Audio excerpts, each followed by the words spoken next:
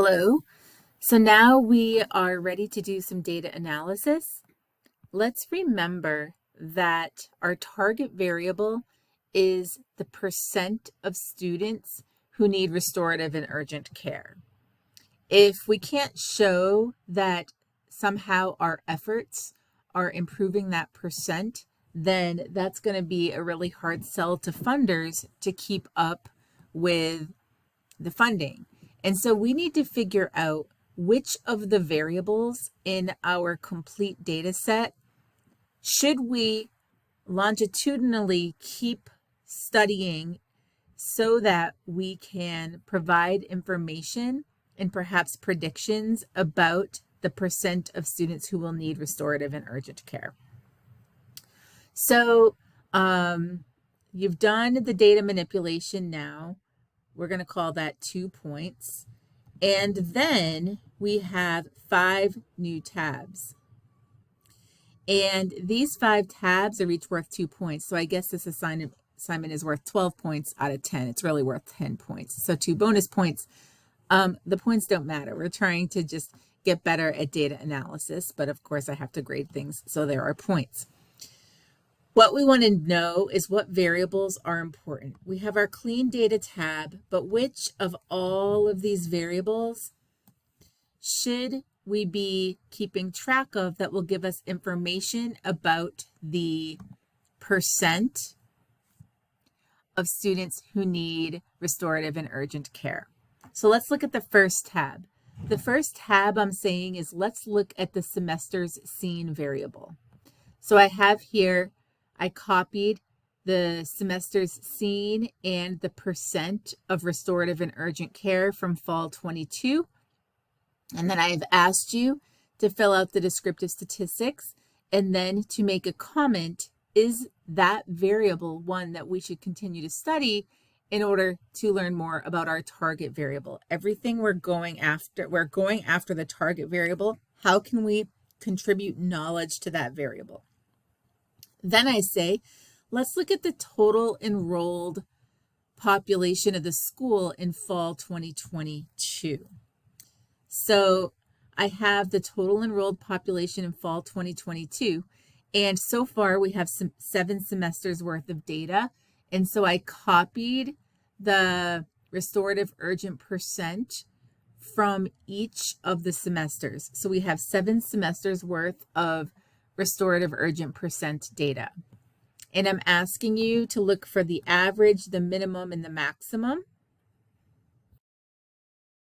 Then I'm saying make it a correlation matrix for how these 3 variables correlate with our total enrolled fall 2022 school population.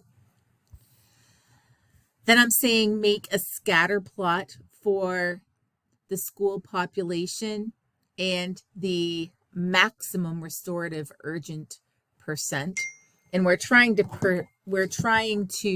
predict the restorative urgent percent from the school enrollment. So school enrollment will go on the horizontal axis. What you predict, your target variable, goes on the vertical axis.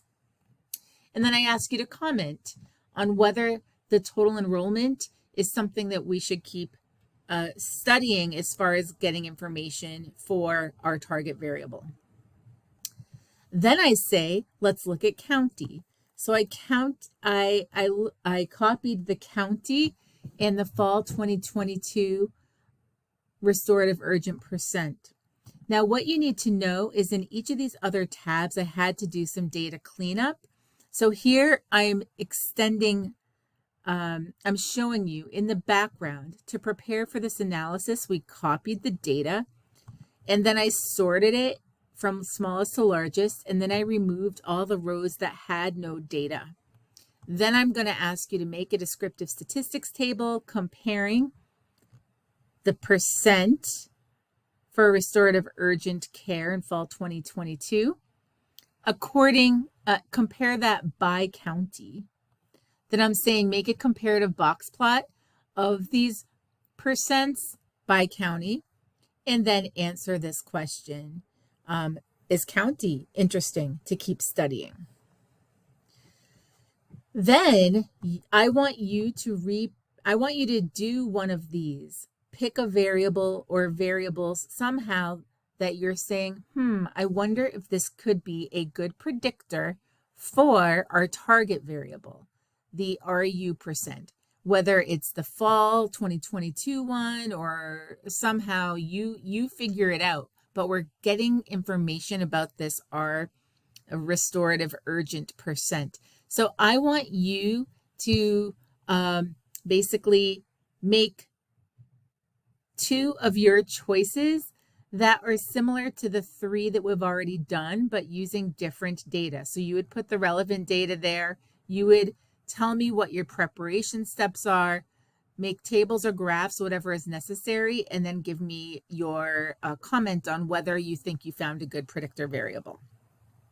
Okay, so this really is diving into predictive data analytics, targeting that target variable and figuring out what should we tell our funders we need to keep keeping track of in order to learn more information about our target.